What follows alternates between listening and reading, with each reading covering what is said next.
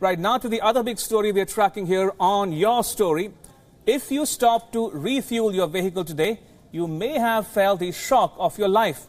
Fuel prices in India have shot through the roof, burning a hole in the common man's pocket. Prices of petrol are at a 5-year high in the country and the highest since Prime Minister Narendra Modi's government took charge. Diesel prices also saw a spike across the country. Petrol prices have breached the 80 rupee mark in India's financial capital of Mumbai, where it's selling for 82 rupees and 48 paise per litre. In Bengaluru, the revised price stood a little under 76 rupees. 74.4 rupees is how much you would have to shell out for 1 litre of petrol in the country's national capital of Delhi. After Mumbai, the prices are the highest in Chennai, where it's selling for 77.19 rupees. In the city of joy, Kolkata, petrol prices are bringing anything but joy. The people of Kolkata have to shell out 77 rupees for 1 litre of petrol. Now, what's worse is that fuel prices could be hiked further in the near future. Some believe that prices could go up by 4 rupees per litre in the coming week.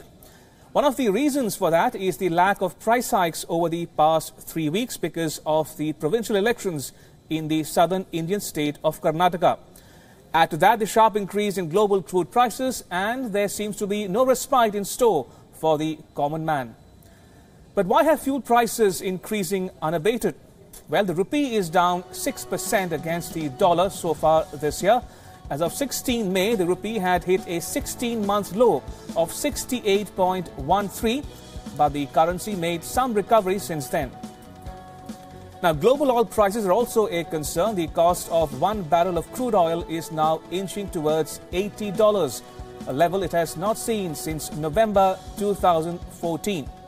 The fuel prices were hiked right after Karnataka sealed the fate of the candidates in the recent election. Now, this was after a 19-day hiatus. Some believe that state-owned oil companies are now under pressure to adjust the prices so that they can continue to earn the margins they were making before the election.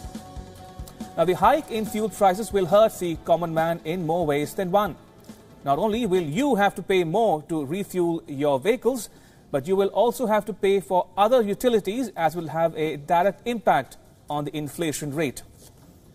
Now, the current dispensation in India has come under severe criticism for charging high excise duty and additional taxes on fuel.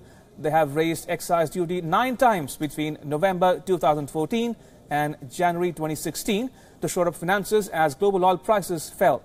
Since petrol is not under the uniform taxation system in India, heavy duties levied by both centre and the state also add to the woes of the people.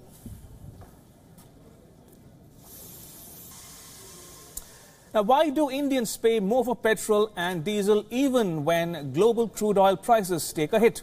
Well, it's because in India there is no centralized tax on fuel. It differs from state to state. It is believed that Indians pay over 100% tax on petrol and diesel. Consumers in India are bracing for an expensive ride ahead. But what about the other countries in the region?